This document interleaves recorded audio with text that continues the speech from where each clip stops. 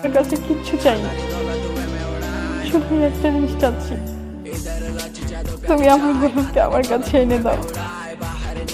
আমি আর তোমার কাছে কিচ্ছু চাই না, আমার আর কোনো কিছু চাও না। তুমি আমার দোয়া কবুল করো আল্লাহ।